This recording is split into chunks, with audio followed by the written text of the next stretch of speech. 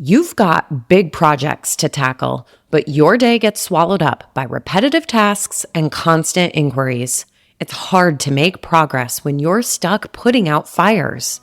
That's where Element 451's AI assistants come in. Acting like an extra set of hands, you get your time back for the high-impact projects. Ready to reclaim your time? Visit element451.com/AI team to learn more.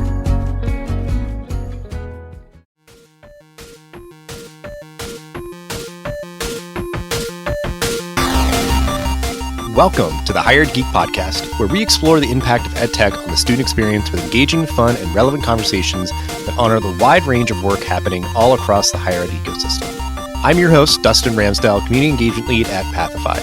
Join me every week for discussions with some of the best minds in education technology. The Hired Geek Podcast is a proud member of the Enrollify Podcast Network, a robust collection of shows designed to help higher education professionals like you grow every day.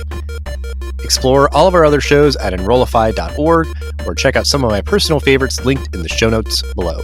Enrollify is made possible by Element 451, the leading AI-powered all-in-one student engagement platform helping institutions create meaningful, personalized, and engaging interactions with students.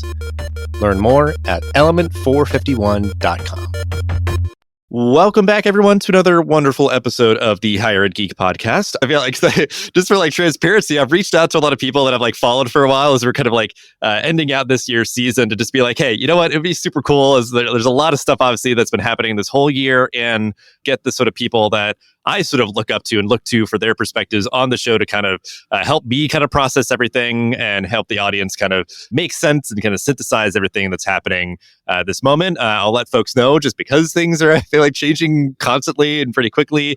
We're recording this July 31st, right at the end of the month. So depending on when you are listening to this, obviously things are just happening all the time. So we'll just kind of place this in time and space. But we'll start out as we always do. Phil, if you want to introduce yourself to folks who may not know who you are, and just talk about a little bit of kind of the work you do day to day in the higher ed space. And then we're just going to be talking about kind of a random smattering of just kind of the big headlines that are happening in ed tech and for institutions right now. So just take it away, introduce yourself briefly, and then we'll get to all that good stuff.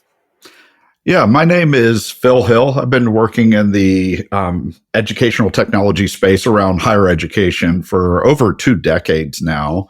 And the majority of that time, I've done a lot of consulting work helping university or college systems who are doing first-time strategic initiatives. And basically the through line is where technology is impacting change.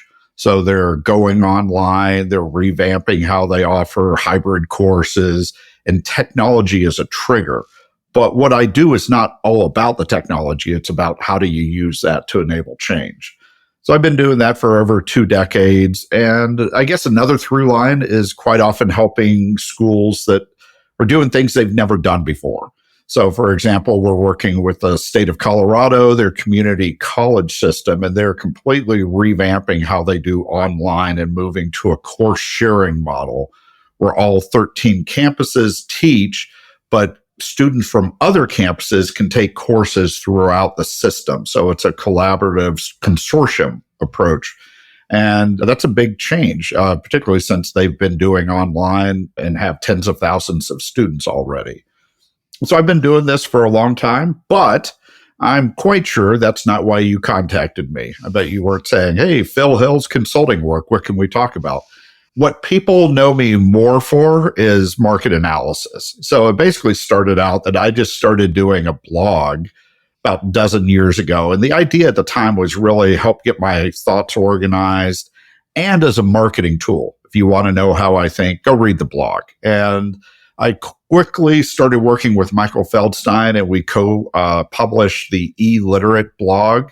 And that's where I wrote for a number of years. And then what Michael and I discovered after a while is, hey, we think that blogging is just like a side hustle separate from our business. But 95% of our business comes from the blog. People saying, hey, I've read what you're talking about. Can you help me? Which I guess speaks poorly for our traditional marketing. So I've fallen into a market analyst role. And with my writing, which is now really through the On EdTech newsletter, which also has a blog webpage. That's where Glenda Morgan and I write and cover these big topics and all the changes in higher education. And people really look to us to say, what's happening? How do we interpret these changes? What's it likely to mean in the future? And because of that, we've fallen into this role where we have a broader audience. Sometimes it's vendors, sometimes it's funding groups, foundations, investors, schools. And almost always it's one group trying to say, hey, I need to understand what these other groups are doing or how this big topic is going to impact it. So long and short, consulting and market analysis I've been doing for over 20 years, mostly higher education. Most of my consulting's been the US, but some international. And we definitely deliberately are looking at trying to make sure we have a perspective outside of the US, more of a global set of changes that we're focused on. Yeah, and I know we'll talk a little bit more about that later with your podcast that is kind of deliberately sort of embracing that sentiment and everything, which I think is great. And I appreciate you sharing sort of that, like you're obviously like day to day, just sort of like, in the thick of it with the rest of us, sort of like grappling and sort of building these strategies, with institutional leaders across the country, but then that you do, you've had so those mechanisms to sort of like take a step back, do that analysis, put together thoughts and all that. And I mean, and I certainly appreciate your sort of like consistency and commitment. I'm one of the beneficiaries of that, of ingesting the content that you put out and that you've done it for so long and everything. Is I think I would say the same thing for me, that it's just having these outlets to sort of, connect dots and sort of put things together and everything, and certainly get perspectives of other people, to sometimes even kind of check myself of just being like, am I missing something here? Or please correct me, so I appreciate the folks out there like yourself that, make themselves certainly available to sort of the discussion, the dialogue, and to just sort of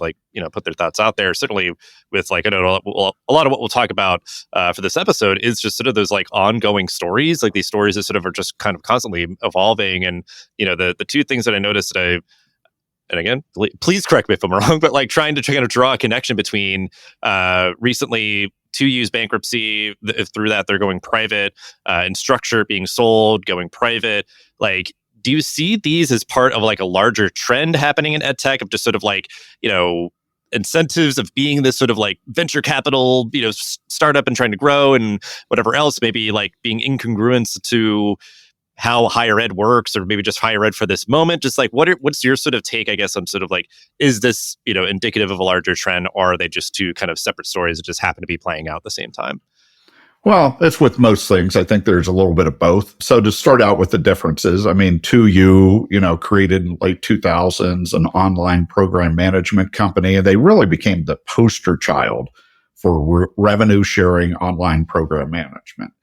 And they really broke open the ability for elite institutions to feel comfortable saying, we're going online. So UNC's online MBA, University of Southern California, Yale, Syracuse. So basically, that is one of the main areas, along with MOOCs, that opened up all institutions to looking at online education as a strategy, not just as what other people do. And they were very successful, but perhaps too successful. And what I mean by too successful is twofold. One is they got valued as a software as a service company, which implies scalability. We can take on customers quickly and easily. And that's just not accurate, because online program management, you're doing a tremendous amount of work for every single customer, services work, stuff that's not scalable. And so they were growing, but they got overvalued, in my opinion, above $5 billion. And the market thought they could just keep scaling. The other problem is they stuck their head up too much, and they became a target of regulators and activists who really disliked the revenue sharing model for OPMs and wanted to take them down. And one of the best ways to take them down is try to take down the leader, which is 2U. So 2U got into these situations. Long and short, because I know you want to focus on comparing the two, they're not going out of business, but they declared bankruptcy because they took on too much debt. And that's where they acquired Trilogy as a boot camp, and they acquired edX as a MOOC platform and raised a huge amount of debt. They're up over $900 million of debt. And of course, the edX one happened when interest rates were effectively zero. And it was in the height of the pandemic. Everybody's exuberant around EdTech and money is free. So they borrowed it. Well, the way that corporate bonds work and term loans is they have a due date. It's not like a mortgage where you have 30 years to pay. It's like a certain point it matures. Interest rates went up. Business was going down a little bit. And just there was no way for 2U to pay for it, pay for their loans. And so that's why they declared bankruptcy. Now, if you look at Instructure, they, created almost the same year, LMS company, but they truly were a more scalable model, but on a smaller revenue basis. And as an LMS company, they became the market leader. They went public. They had some drama going private, whatever, but they've always been at their core an LMS company. The reason they're getting sold right now is simply because the private equity owners, Thoma Bravo, their timeline is up. The way private equity works is we have a fund, we're buying a company, and we need to pay back our investors in a set amount of years. Well, their 4 years are up. They'd like to get their money to pay back investors, and they're getting acquired by another private equity firm, KKR. And so it's simply financial engineering, and it does help them deal with their own debt and the interest rates, but it's purely the time was up. So very long-winded way to say, on the surface, they have nothing to do with each other than perhaps rising interest rates. On the other hand, I do think it's happening right now because the whole EdTech market is in stress. You have all of these headwinds that are hitting everybody. Market valuations are down. Investors no longer reward growth. They reward profitability. You have all these debt concerns, which we've already mentioned. And in that regard, they're actually, it is not just a coincidence that they're happening at the same time. It is hard to be in the EdTech business. And both of them are having to deal with it in quite different ways. But the overall macro environment is very common between the two. Yeah, I guess that's what I was sort of like observing is that like macro environment, and even I guess to bold and circle and underline it even more, that like two very different ed tech companies sort of are ending up, having to grapple with like a very similar just core issue of just sort of like this financial climate is making, tech companies in general, and certainly ed tech is not immune from it, have to make sort of hard decisions around like whether they're doing layoffs or just sort of having to kind of readjust their expectations where, depending on when they came up, they might have been having these sort of expectations around, free flowing of money or growth or whatever else. And then to kind of find the sort of overlap, the idea that just like institutions are in their own sort of financial like kind of crisis and enrollment cliffs and just, a lot of public scrutiny and questioning of the relevance of the idea that like there's just not this like just insatiable hunger for higher ed tech or anything, institutions like they're having to kind of make tough decisions of like what tools are we going to use, what tools maybe we're going to drop off, or like things like that. So do you see maybe sort of just this even kind of financial kind of climate, impacting institutions, and then that sort of impacting it? Like it's all just a sort of like cyclical where it's just like, we're going to be kind of mucking through it together. Like it's just a tough period of time as people are sort of recalibrating to like what this moment means for kind of higher ed moving forward.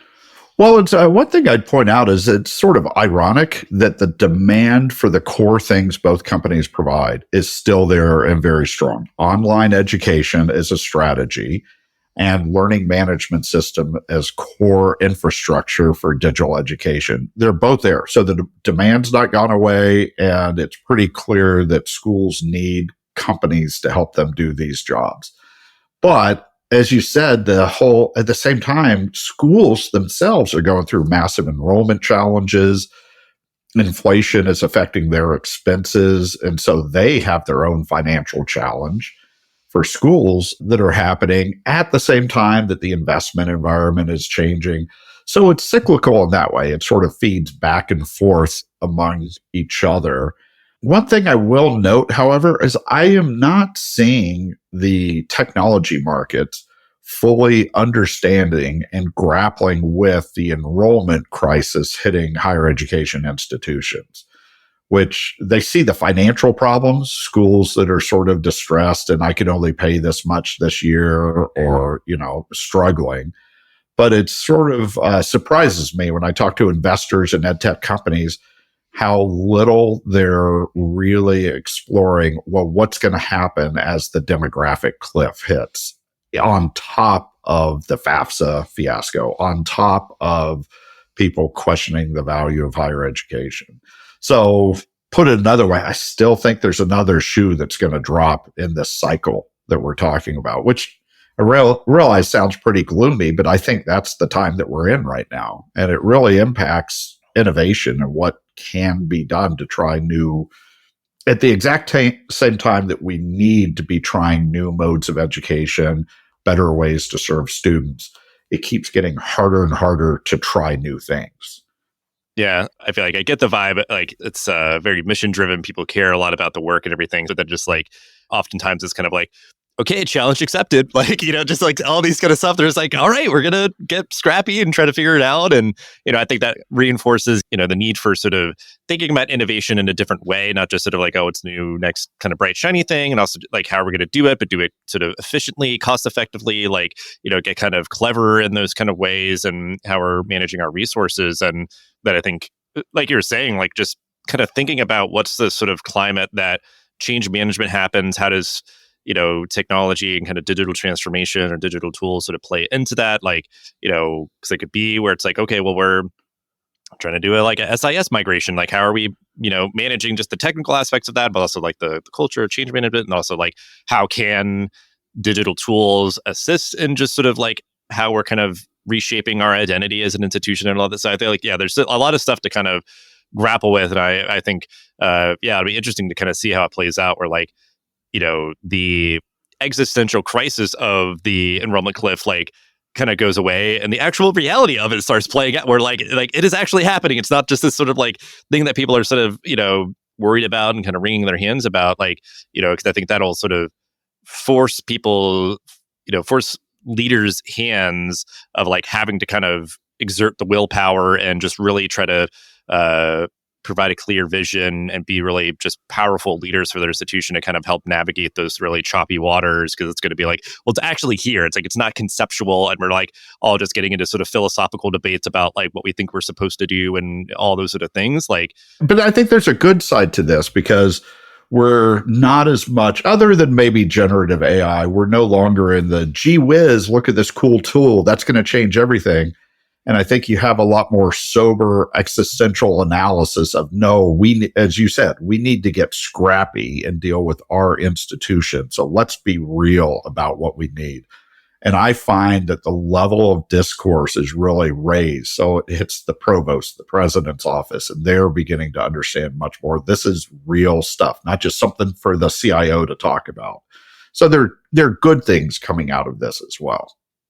Yeah, and I guess the kind of segue to talking about, that you, with the podcast that you're doing, that's online ed across the Atlantic, you're sort of like opening yourself up to, I don't know, like, if you feel like you've seen sort of different ideas, different perspectives, like kind of rethinking what's possible, I guess, by seeing sort of like what's happening outside of US higher ed. So I guess if you just kind of talk about that experience of doing that show and any like takeaways, from kind of diving deeper into higher ed on sort of a more global perspective. Yeah, so online education across the Atlantic is we deliberately set it up. Glenda Morgan and I partnered with Neil Mosley, who's an independent contract consultant in the UK. And part of the work with him is because I love reading what he has to write. I mean, he's a smart guy, got to meet him, he's funny. So there was sort of a fit. We liked him as well. So we came up with the podcast, but you're right, it was deliberate in that we did it to say, let's force ourselves to always deal with non-US issues at the same time as US issues. Let's take a broader perspective. And it's been rewarding. We've learned a lot. And let's see, recently we just did an episode where, actually two, where we looked at online education globally, and we actually took it as a homework assignment. All right, you cover Latin America, you cover Africa, you cover Asia, and let's talk about the major trends that are happening and talk about it. And that was an interesting exercise for us. But one of the things I would point out is, the world, the globe is moving towards online hybrid digital education, but in very different ways. So a lot of what we were discovering is just how prevalent it is in non-US areas to have national universities, Open University of UK, national distance or digital education-based universities. And we saw quite a few of those in Africa. They've been very strong, dominating a lot of online education. A lot of what's happening now is that model is running out of power. That doesn't mean it doesn't have a role to play, but it's insufficient. So much of the globe is we need more. We need to go beyond the open university model. And so a lot of regions are exploring, well, how do we get private institutions to start providing online education? How do we scale? How do we have innovative models, one that was based on having local learning centers throughout a country in addition to online learning. So there's a lot of exploration right now, and so much of what's happening is trying to get beyond the open university as the main mode and trying to do more with it. US, we obviously have a different perspective because, well, you could argue that Western governors in Southern New Hampshire are almost becoming national universities. But we have a rich variety, for-profit schools, nonprofit schools, OPMs. So we have this wide variety. And a lot of the rest of the world is sort of going that direction. Like we need a both and multiple approaches to service the demand of working adult online learners globally. Hey there, it's Mallory, Chief Strategist of Enrollify. Higher ed is facing a leadership crisis. The demands on today's college and university leaders are skyrocketing, and talent is leaving the industry at an unprecedented rate. New leaders like you are emerging, but no one is getting the proper training to be successful. Well, Enrollify is here to change that. Our new course, Lessons in Leadership, taught by Dr. Carrie Phillips, will prepare you to be a confident, empathetic, and effective leader. From systems thinking to adaptive leadership, building culture to handling difficult decisions, this comprehensive online course is perfect for new and aspiring leaders. Don't wait. The course starts September 9th, and for a lucky group of 26 students, we have the option to add interactive sessions with Dr. Phillips for personalized guidance. Visit Enrollify.org to learn more. Yeah, I mean, that's what I always come back to with a lot of these conversations is that it feels like sometimes the market, using, I guess, sort of air quotes, I guess, but wants it to just be the one winner, the one OPM, to you is sort of for better or worse, uplifted to be the sort of shining example of, what could be. But then it's these problems are so vast and diverse and complex and all that, it really does take a lot of folks working on it from different perspectives. And certainly something like that of just global digital education. It's well, yeah, there's going to be, efforts by a country to sort of say, yeah, we have our open university. And if we're supporting that from a federal level or whatever, but the idea too, that they're well, we can't do this all ourselves. We're making an impact where we can and how we can, but we want to make sure that people feel like there is sort of room at the table for a lot of different approaches and, ways for students to learn. Because I've always thought that that approach of okay, you enroll at an institution and an online program, but you do at least have the ability to try to in some programs sort of embed this in the program of study, but those immersions, those opportunities to be with other people in person, and and how much you sort of either kind of carve out okay, we have our kind of satellite campus in a certain place that we utilize, or we kind of float around and kind of are deliberately trying to be we're just in the city, and we bring people to into offices for an MBA program. I've had experiences with students in those sort of instances, but they're just really meaningful experiences. But obviously most of their day-to-day learning and collaborating with the faculty and their classmates is happening online. So it's you can try to figure out those sort of equations of how can we get the best of both worlds, and just deliberately try to provide more options. Over these past several years, you've seen, that we've had boot camps, we've had sort of just expansions of, MOOCs and everything else. And it's just that's it. But then it's just sort of figuring out well, is it just that there's one company that provides these things, or one big institution like Southern New Hampshire that's just going to keep getting bigger and they're just going to, serve a huge kind of majority of learners or something. So Yeah, I don't know. I guess that's just sort of my like knee-jerk emotional response. Like, yeah, like that's good. Like what you're seeing is like great that like there's just sort of this diversity of sort of people coming together. Yeah. Well, it is great, but it's also worth pointing out that it's in spite of government policies lately, not because of them. The government, so the same time this is happening, we need to try out different models.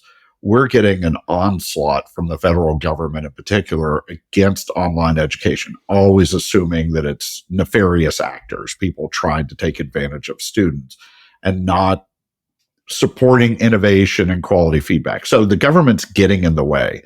We do see that in other areas as well. Canada, the UK, Australia, particularly with immigration policy. But governments they need to figure out what their role is to promote innovation in a responsible way. And right now they tend to be on the thing of getting in the way and targeting people who try new things.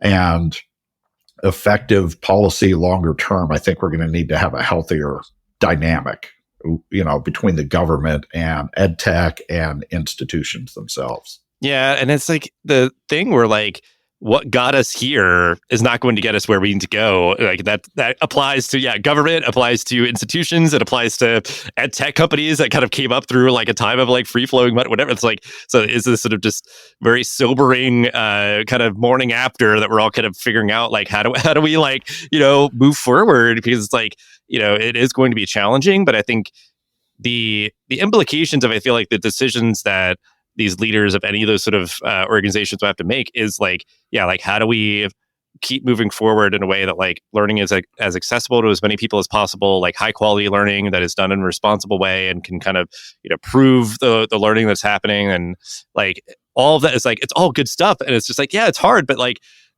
it's hard because it matters. Like it's like, this is the stuff like that we should be having these conversations about. And that I feel like we've got so many more tools now to do it than we've ever had. So I think it's just, it's just, I guess for me, like it's an exciting moment, but it is certainly going to be still, like you said, there's still other shoes that are going to drop, and it's going to continue to be difficult. But if we can, leverage things like AI or whatever else to be able to grow institutions, grow sort of their offerings that engage students in more meaningful ways, and like it all to me, I'm just like, I guess I'm still retaining hope, of sort of what higher ed looks like on the other end of this. So however many years it takes, I guess, to feel like we're on the other end of it, I guess. But I guess like for all these dynamics, like the last sort of like final point, I guess, sort of building out what we were talking about before, is that idea of like seeing all the institutional closures, seeing their sort of financial problems that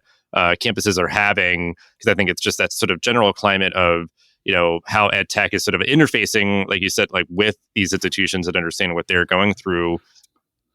From your perspective of like the climate of like investment and that sort of thing, like do you see sort of like like legitimately and like objectively, you're seeing like the amount of funding happening in ed tech like be pretty low compared to the last few years. So I guess just any sort of anecdotes or perspectives on that sort of idea, because obviously that's like the one big lever that innovation is fostered is like money coming into these startups that are doing new different things that are going to be kind of disruptive to the space.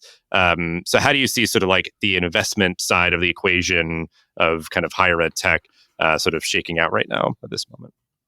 Well, investment certainly has gone through like peaks and troughs. I mean, irrational exuberance, to borrow a phrase from previous years, is the way I would characterize their view of 2021. Investors tended to think this changes everything with the pandemic. And now this whole massive move online, it's going to keep growing. Maybe not as fast, but we're going to grow. And they didn't really understand how much of a pullback there would be, because a lot of people were moved online who didn't desire to be online. So a key thing is learners have different needs. The ones who need to be online need to be online. There are a lot of them who need to remain face-to-face. And investors just discounted that. Then at the same time, the whole cost of money changed. So the immediate pivot towards profitability.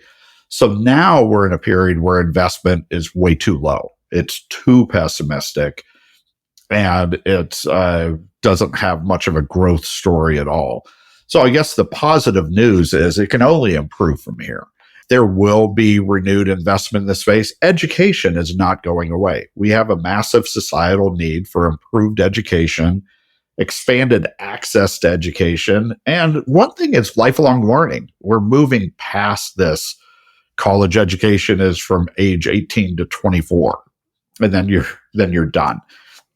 So there's a big transformation, and education won't go away. The total amount of money invested in education is huge. Even though it's got its enrollment pressures, it's still huge. So there's still a huge business opportunity to support this. So there's sort of a safe in terms of if you're serving a real need for schools that is really improving what's learning for students and outcomes, job placement, whatever the case may be, you can feel confident. It's not like suddenly, oh, nobody needs that anymore.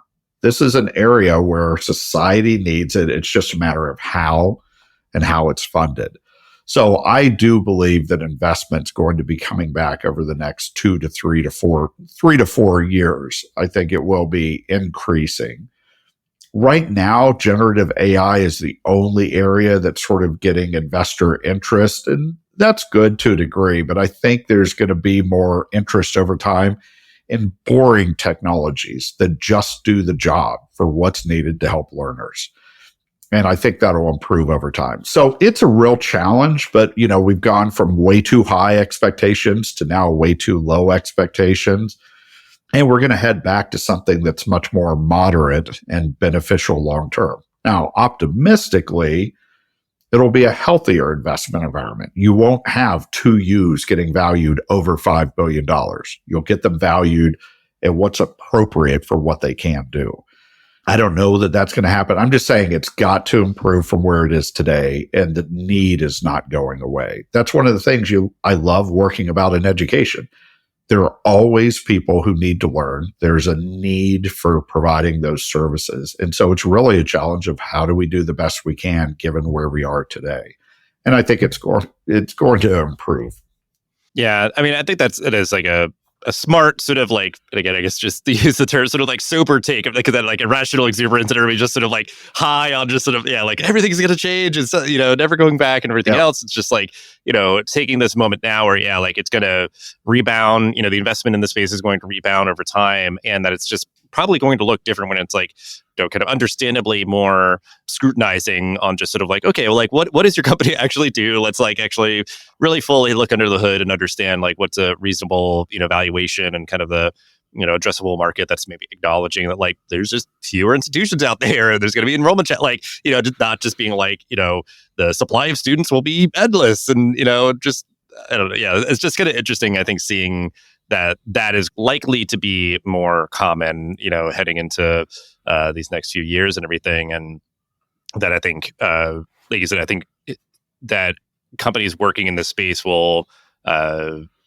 certainly, like everybody's going to say like, we use AI to do X, Y, or Z, but like that we're seeing that like, I guess to my earlier point, like a variety of sort of approaches and perspectives and sort of like ways to engage learners, of all ages and things like will be offered. And that could be like, okay, well, we're building, a digital tool that helps lifelong learners in these hubs all across the state to, build skills and different, like you could just see that there's going to be all these different flavors and modalities and kind of ecosystems that build up utilizing, like you're saying, just very practical tools to sort of like, track learners and support them. And and I think that is, again, just sort of a refreshing moment to be in, I think, because it's almost like this work is very complex. It's very longitudinal, but like, I feel like we also do, in the sense of like that we have all the tools we need. It's like we also have like a lot of good like research and data and understanding about like the approaches that work, like the high impact practices, the things that sort of are important to create supportive learning environments. And so it's like, okay, well, let's just like have hopefully just really committed and visionary leaders. Because I think like hopefully, I guess this is one thing that like it's its own podcast, but like the revolving door of presidents of institutions and everything. It's just like hopefully that wraps up here soon, so that we have people that are actually like committed to doing the work, more longer term, and are given that space and given maybe it's just sort of the leeway to really sort of, implement a vision for an institution and sort of how it can kind of best fit it and serve their community of learners and everything. So yeah, one thing I just add in, sort of an anecdote, and it's from years ago, but Khan Academy, when it was really in its growth, and it got overhyped as well, and more of the K-12 market. But still, if you looked at Khan Academy and the millions of students it was impacting, I saw an interesting interview where Sal Khan was just talking about one of the basic things that made it valuable was he talked in a trusting way on the videos. But students could replay something. They could play it slower. They could play it faster. They could replay something multiple times without any shame. So simply have the ability to say, I need to watch that again. I didn't quite get the point. If you're in classroom and you have to raise your hand, I don't get it, professor, say that again. There's a shame aspect that prevents you from doing it. So one of the biggest benefits that they were seeing from Khan Academy was actually fairly simple. Video replay with multiple speeds available and with no downside to you doing things more and more. To me, that's an example of where we are today. Is we have technology, we have ideas, but a lot of the opportunities just apply the basic things that we already know work. And that's, I think, where you'll see a lot of the innovation. Yes, you're going to see generative AI over the next few years making some interesting inroads, but I think the majority is going to be, oh, here's a simple common sense idea, but we found a way to provide it to all of our students. And that's where I think a lot of the innovation is going to be coming over the next few years. Yeah, that's a really good point. Is like what I remember was like a thing where I like sort of rolled my eyes seeing like, when the pandemic hit that like, in-person courses had no like LMS experience. Like they did not build anything. And it's like, I thought that was like, everybody did. Like I had experiences where it's like, yeah, it's an in-person course, but you have like an LMS sort of hub that you submit assignments and you have discussions or whatever else. And like that sort of core premise was not the case across all institutions at that time. And I think like that is the idea. I think that the needle has moved more in that direction. And certainly the idea that like when a faculty member may be instructing on certain concepts, it's like recognizing those opportunities for whether it's an online course or an in-person one, where it does make more sense to like have a high quality video available to all those students learning that same course. Because it'd be that idea of like, okay, here's History 101, and students are enrolling in it, whether they're fully in person, fully online, or hybrid. There's the same sort of like core course shell that we're offering. And this video that's there, we know that this is like an effective way to relay this concept and that idea that students can, replay it, as fast or slow, as many times as they want to, closed captioning. And like, there's like all these things that you can sort of just kind of like plug in to just being like, we're teaching about this thing and we're going to do it in the way that we've found to be highly effective. And yeah, so I guess I feel like we're set up well for this to bring it home, bring it all together. From your perspective, all the things that you're seeing now, obviously just putting it in place in time. We've got a few months left of, this calendar year or the election, still lots to come, I'm sure. But like, from your perspective at this moment, like what advice would you give to higher ed leaders at institutions or, ed tech or all the above? I guess just whoever you kind of want to direct it to, or if you have different advice for different people, the floor is yours. Take it as you will, but just advice for folks to kind of navigate this moment right now. Well, for higher education leaders, well, first of all, why did you take that president's job? Boy, that was a tough choice. But that's a little bit behind us at this point. I would build on this whole, it's an existential set of issues that we're dealing with, and we're going to see more. And we haven't seen the full impact of the FAFSA fiasco and what that's going to do to enrollment. Immediately almost followed by the demographic cliff. So you've got these issues. You're not going to be, unless you're Harvard, you're not going to be able to address these issues without dealing with EdTech. So make this a strategic priority that's very much tied the technology to what your institutional and learner problems are. Don't push that down just to your CIO. Don't push that over just to the continuing education department. You need to get steeped in what the possibilities are, and not in the way that we did a decade ago with MOOCs, where college presidents were flying on planes. They read the Atlantic, saw an article and said, wow, we're going to do MOOCs. This changes everything. No, now it's time to, no, you need to get down and understand what the possibilities are, what the downsides are, and how to make it work. So these issues are your issues, these EdTech issues, particularly over the next 5-10 years at this point. That would be my main advice.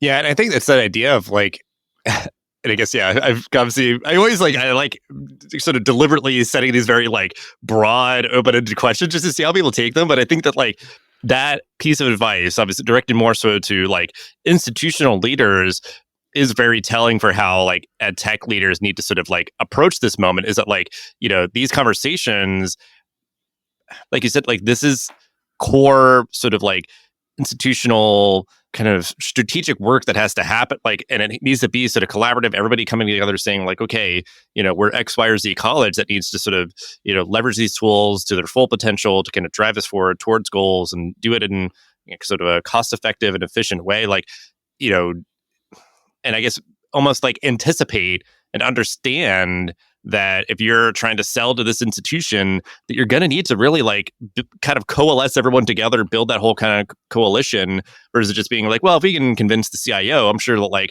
everything else will just be gravy. And it's like, yeah, and you might close the deal. It might work out from your perspective, but then it's like, I don't know, like you're sort of undermining yourself or undermining sort of the institution's goals and everything if you're not really sort of anticipating and really welcoming and sort of encouraging. Or it's like, well, is there a time that we can kind of get everybody together to like talk about this and how this can kind of work well for everybody and be on everyone's radar? So like that's kind of what I'm taking as like even just that idea of what you're encouraging for these institutional leaders to be thinking about is like, if you're reading between the lines, even if you're, the EdTech CEO listening out there or something, like take that, and have that inform how you're sort of approaching this as well.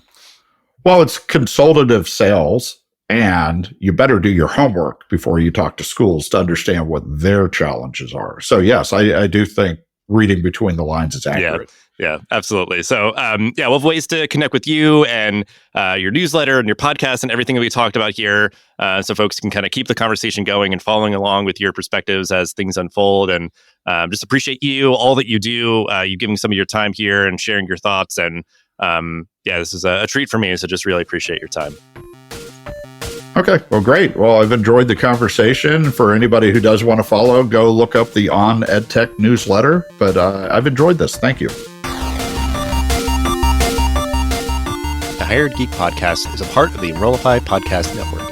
If you like this podcast, chances you like all the other Enrollify shows too. Our podcast network is growing constantly, and we've got a plethora of marketing, enrollment, and higher technology shows that are jam-packed with stories, ideas, and frameworks all designed to empower you to be a better hired professional.